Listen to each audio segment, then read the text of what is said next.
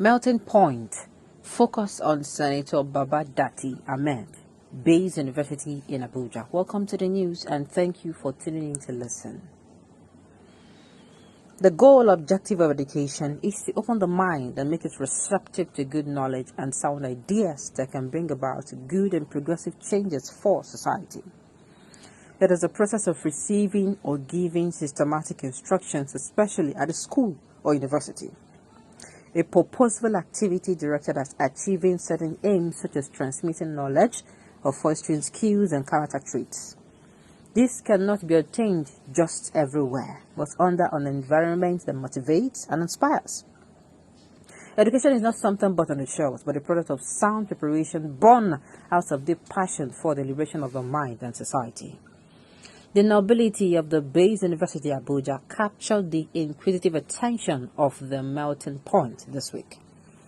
The visit to this premier education facility, rare of its kind in Nigeria, located on a well-calculated and conducive environment, is a sight to behold. Over the years, the need for quality education in Nigeria has continued to dominate public discussions. This is because of the absence of education, or the low level of it has contributed to dwindling fortunes of most sectors of our human endeavors. Arguments and counter-arguments have continued on whether the country needs more institutions of learning to cater for a rising population. With a total population of about 200 million people, the country is said to have about 197 universities, both public and private. Curiously, most countries with less population have more number of such institutions, thereby ranking their human development indices higher. For instance, Brazil, with a population of 209 million people, has over 440 universities, while Mexico has 375 universities to cater for about 126 million of its people. Russia is said to have 741 universities with a population of 146 million people. Many smaller nations have more number of universities than us, hence their higher levels of development. Because of this, the increasing demand for university education in Nigeria today cannot be overemphasized. This is because of the rising population of school leavers seeking admission across the nation. Before 2010, most of the nation's universities are government-owned and were few in number, and they cannot accommodate the rising admission aspirations of our school leavers. Facts from the Joint Admission and Matriculation Board, JAMB, revealed that only about 30% of JAMB candidates, inclusive of those who sat for exams outside the school system, usually get admission into universities, while the remaining 70% of them keep trying their luck each year. It is not that they lack the entry qualifications, but they are always stranded by because of limited entry benchmarks and quotas of the respective institutions. Even the creation of additional federal universities by Goodluck Jonathan administration did not address the situation. But the granting of licenses by the National Universities Commission (NUC) by the federal government for the establishment of private universities has expanded the space for tertiary education. We now have additional private universities in the country, which has given good relief to parents and students. It is a timely intervention which has drastically reduced the frustration and closed the gap of university admission scarcity. The situation is increasingly improving, especially with the coming on board of institutions like the Obi'S University. Your sincerely focus on the Obi'S University this week is to bring to fore the laudable contribution of one of the newly established private institutions to learning and teaching in the country. Sound national education entails such commitment and patriotism, which the nation requires to develop its substructures for the comfort and convenience of the growth and development of the people. It's around Obi'S University, located along the airport road, 6 kilometers away from the Federal Capital City Center, FCC of the capital city, directly behind the National Judicial Institute, NJI, reveals a lot. A quiet and scenic environment that motivates and energizes the acquisitive mind, boasts of a state-of-art infrastructures, well arranged with requisite learning and security structures for comfort.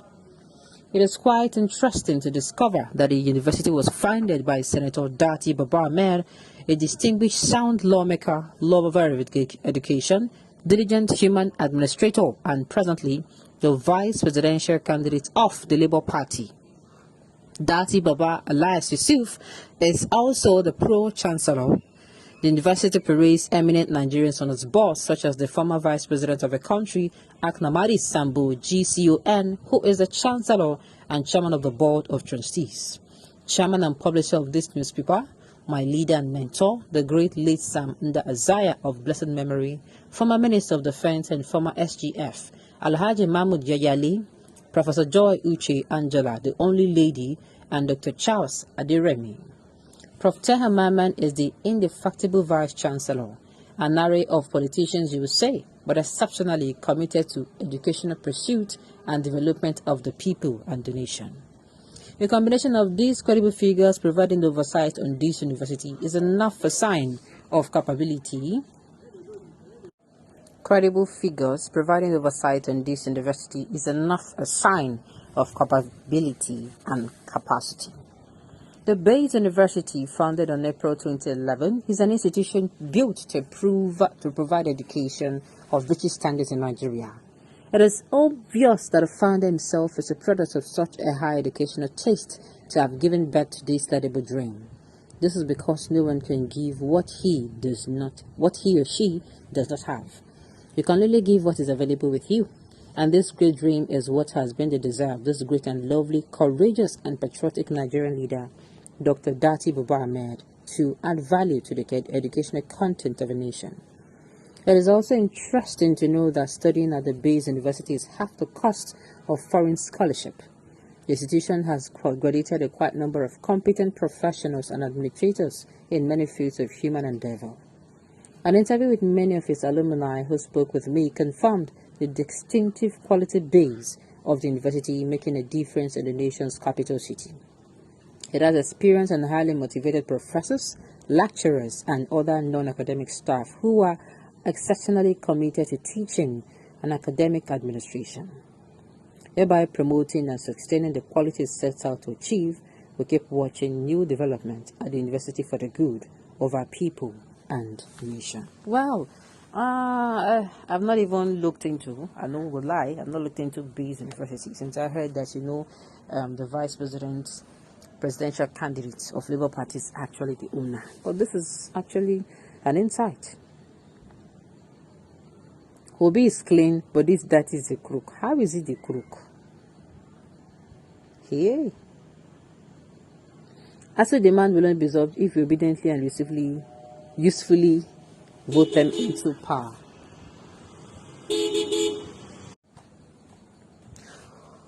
Alright, on this note, we have come to the end of the news. We say thank you for tuning in to listen. Until I come your way next time, enjoy the rest of the day.